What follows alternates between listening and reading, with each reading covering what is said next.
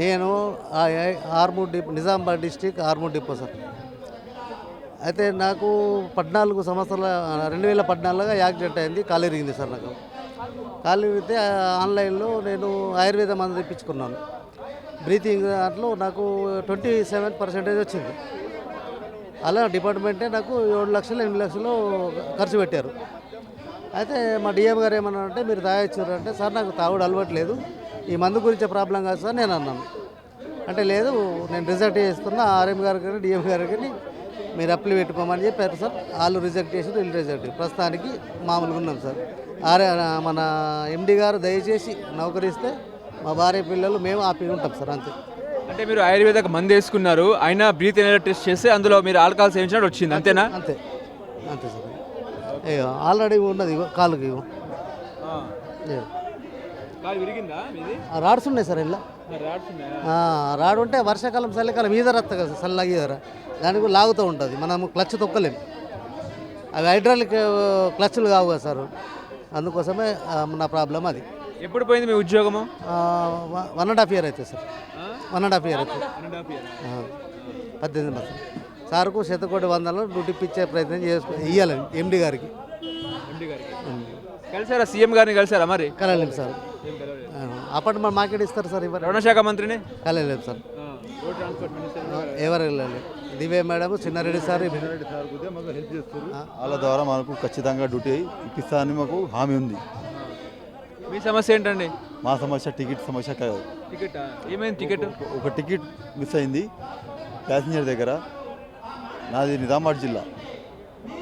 ఒక 35 members non స్టాప్గా నేను ఆర్మూర్ టు జేబీఎస్ వస్తున్నా. ఆర్మూర్ ప్లాట్ఫారంలోనూ నాకు 35 members, నా హైటెక్ బండి, టీమ్ డ్రైవర్ని నేను. 36 seats ఉంటాయి నాకు. ఒక 35 members ఆల్రెడీ నేను టికెట్స్ కొట్టాను, ఒక సీటు మిగిలింది. నా టైం అయిపోయింది 6:30 సర్వీస్, 7 hours వెళ్ళాలి. 7 hours వెళ్ళిపోయాను. అయితే ఒక సీట్ నాకు మధ్యలో దొరుకుతాయని ఆ కాన్ఫిడెన్స్లో వెళ్ళిపోయాను. ఆ రోజు సండే, ఏదో పర్సనల్గా ఎగ్జామ్ ఉంటే గత 2 సంవత్సరాలు బ్యాక్. ఒక రాంగ అయితే నాకు సుమారు, నేను ఎక్కడంటే మన మేడ్చల్ కానీ, దూలపల్లి, మన కూంపల్లి దించిన తర్వాత సుమారు నాకు 20 మంది దాకా దిగిపోయారు. బండిలో నాకు 15 మంది మిగిలారు. తర్వాత నాకు సుచిత్ర దగ్గర, సిగ్నల్ దగ్గర నా బండి స్కాటు టీటెయిల్ ఎక్కారు. ఒకవేళ నేను ఆ టికెట్ డబ్బు దొంగతనం చేస్తే, బండిలో ఉన్నారు ఆర్మూర్ నుంచి తెచ్చింది దాని స్టాప్ నేను 35 members, బండిలో ఉన్నది 30 మంది, దిగింది ఎంత 20 మంది.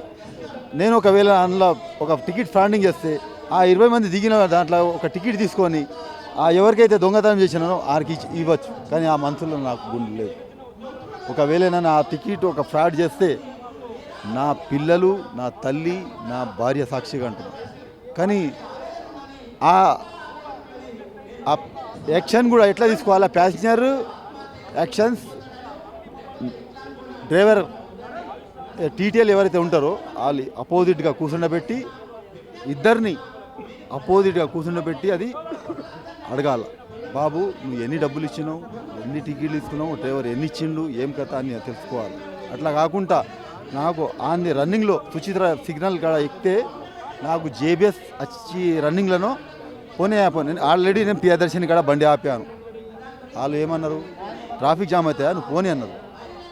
అప్పటికి సుమారు 10-15 అవుతుంది టైం, ట్రాఫిక్ టైం కదా అప్పుడు. అయితే పోనీ JBS bus stand, Jubilee bus stand పోనీ, ఏం కాదు బాబు అని డీటెయిల్ చెప్పి నేను నడుస్తూనే ఉన్నా. ఆల్రెడీ ప్యాసింజర్ స్టేట్మెంట్ తీసుకున్నారు, మెమో రాసినారు, ఒక టికెట్ కలెక్టర్ రాసేసి నాకు సస్పెన్షన్ సర్వీస్ రిమూవ్ చేసిర్రు. 2 years అయిపోయింది నాది. నేను ఒకటే కోరుకుంటున్నా, ఏదో ఒక తప్పు నా తప్పు, ప్యాసింజర్ తప్పు అయింది, అయిపోయింది. కానీ ఒక ఎండి గారిని, మా రవాణా శాఖ మంత్రి పొన్నం ప్రభాకర్ గారిని, మా తెలంగాణ సీఎం రేవంత్ రెడ్డి సార్ గారు గారిని క్షమాభిక్షణ అడుగుతున్నాం. మా పిల్లలకు మాకు ఆదుకోవాలని ఒకటే కోరుకుంటున్నాం. మెషిన్లో టాలీ అవ్వదా? టికెట్ మీరు ఎంత కొట్టారు ఏంటి అని మెషిన్లో టాలీ అవ్వదా? అవుతుంది. మిషన్ చూపెట్టింది ఆల్రెడీ. నా బండ్లోకి వెళ్ళి 20 members దిగిపోయారుగా. టీటీఎల్ ఎక్కేటప్పుడు నా బండ్లో 35 members వస్తున్నాగా, అప్పటికి నాకు 20 members దిగిపోయారు. మిగిలింది ఎంత 15 members ఉన్నారు నా బండ్లో. అదే ఒక టికెట్ దొంగతనం చేస్తే 20 మందిలోకి వెళ్ళి ఒక టికెట్ ఇచ్చేస్తుండేగా తీసుకొని. ఆ దొంగతనం ఆ మనసులో గుండెలు లేదు.